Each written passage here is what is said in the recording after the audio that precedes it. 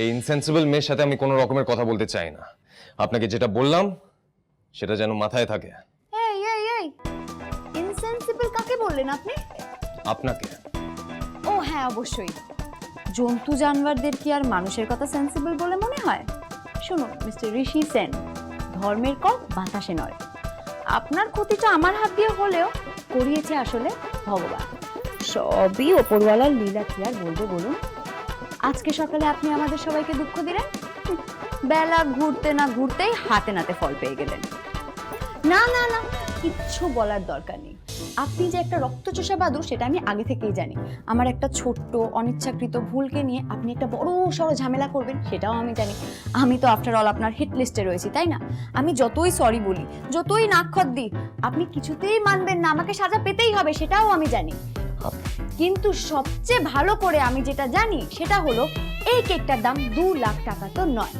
তাই নিজের ইচ্ছে মতো যে কোনো একটা অঙ্ক বসিয়ে নিয়ে কম্পেনসেট করতে আপনি আমাকে আজকে কিছুতেই বলতে পারবেন না। আপনি কি বলতে চাইছেন? আমি আপনার থেকে বেশি টাকার কম্পেনসেশন চেয়েছি ইচ্ছে করে, আর আপনি তেমন কিছুই করেননি? বলতে চাইছি নয়, বলছি। আর আমি তো আপনার মতো জামুবান নই, আমি তো মানুষ। তাই জন্যেই আমার একটা ছোট্ট ভুলের জন্যে আপনার দিদির বার্থডেটা ভেস্তে যাক, সেটাও আমি চাই না। আপনি বাড়ি যান, সন্ধ্যে 7টার মধ্যে আপনার বাড়িতে আপনার কেক পৌঁছে যাবে। কি উল্টোপাল্টা বলছিস পিহু? এত তাড়াতাড়ি এত বড় কেক ডেলিভারি দেবো কি করে? তুই চাপ নিস না, ক্ষতিটা যখন আমি করেছি কেকও আমিই বানিয়ে দেব। পিহু মিত্র কথার দাম রাখতে জানে। আর এক সেকেন্ড,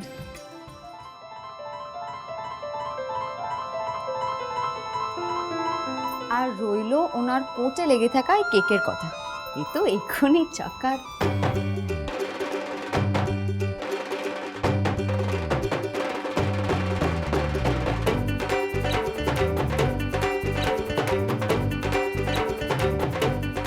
কি বাবা, কোট পরিষ্কার করতে গিয়ে তো কোটা আরো নোংরা করে ফেললো। এ কি করলেন আপনি?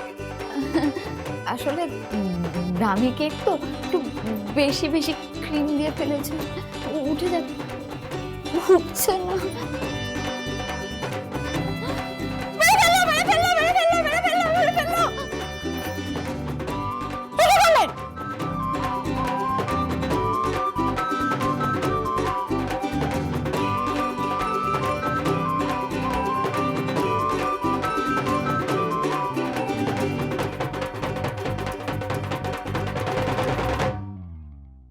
বললেন না তো কার প্রেমে পড়েছেন?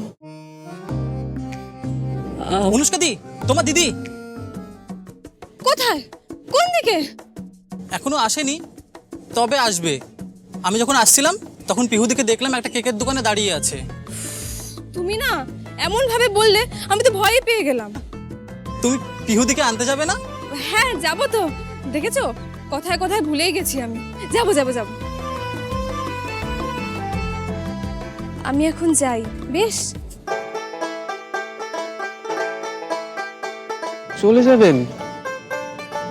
এই তো দেখা হলো। হ্যাঁ আমার দিভাই না আমার জন্য অপেক্ষা করছে, আমাকে যেতেই হবে। দিন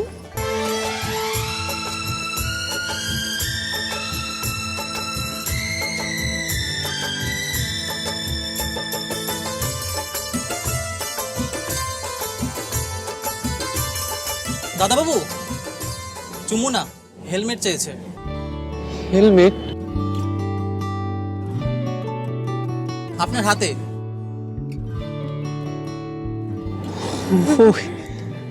হেলমেট খেয়ালই করিনি। এই তো আমি খেয়াল করিয়ে দিলাম, এবার দিন।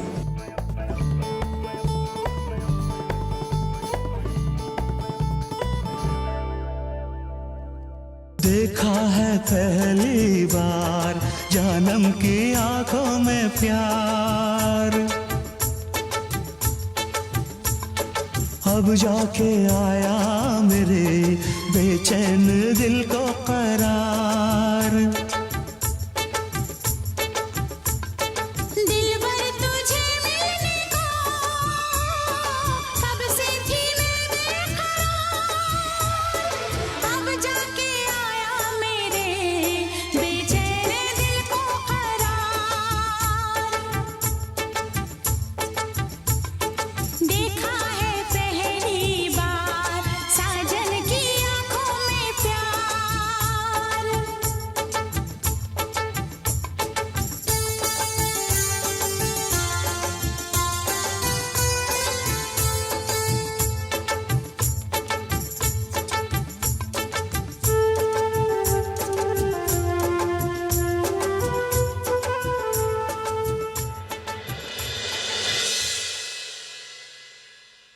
ছোট দাদুভাইকে নিয়ে এত চিন্তা করার কোনো দরকার নেই। গাড়ি সারানো হয়ে গেলেই ওরা ঠিক চলে আসবে। আমার তো চিন্তা ঋষিকে নিয়ে। এত চাপা ছেলে, আমাকে ছাড়া তো আর কাউকে নিজের মনের কথা খুলে বলতে পারে না, শুধু ভেতরে ভেতরে গুমড়ে মরে। আমি বলি কি বৌদি, আমরা সবাই মিলে ধরে বেঁধে চলো ঋষিকে একটা বিয়ে দিয়ে দিই। বাড়িতে একটা টুকটুকে সুন্দর বউ আসলে দেখবে ওর সব সমস্যার সমাধান হয়ে যাবে। কে বিয়ে করবে? ঋষি? কেন করবে না বুঝি? সারা জীবনই আইবুড়ো থেকে আমাদের জন্য খেটে যাবে আর আমরা ওর ঘাড়ে বসে বসে খেয়ে যাব, তাই তো? না, আমি ঠিক সে কথা বলতে চাইছি না পিসেমশাই। তাহলে তাহলে তুমি কি বলতে চাইছিলে? আমি যেটা বলতে চাইছি, আমার তো চার্টার্ড অ্যাকাউন্টেন্টের চোখ, মানুষ দেখলেই বুঝতে পারি যে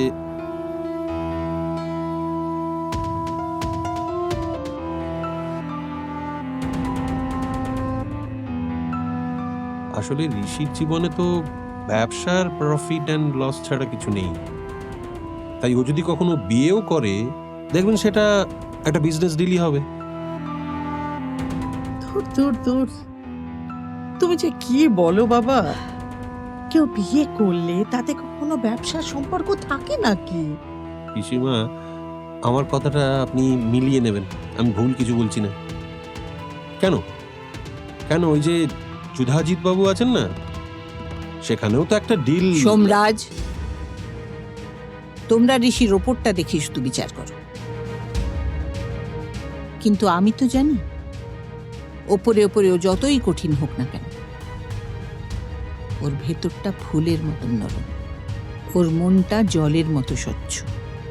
হতে পারে ব্যবসা আর নিজের পরিবার ছাড়া এই মুহূর্তে ওর কাছে আর অন্য কিছুই তেমন ইম্পর্ট্যান্ট নয়, কিন্তু যেদিন ও আসল ভালোবাসার খোঁজ পাবে, সেদিন দেখো ওর জীবনটা পাল্টে যাবে।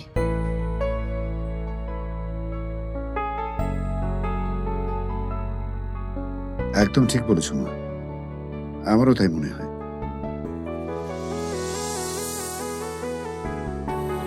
দেখো মা, ঋষি ডেডিকেশন দিয়ে যেভাবে ওর কাজটা করে, যদি কাউকে ভালোবাসে, সেই ভালোবাসাটা হবে একদম ইউনিক। দেখো, তুই ঠিক বলেছিস প্রতিম, আর আমিও তোর সাথে একমত। আমি তো ঋষির সেই এক দেখায় মন জয় করে নেওয়া মেয়েটির অপেক্ষাতেই রয়েছি। ভগবান যে ওদের কবে কোথায় দেখা করিয়ে দেবেন কে জানে।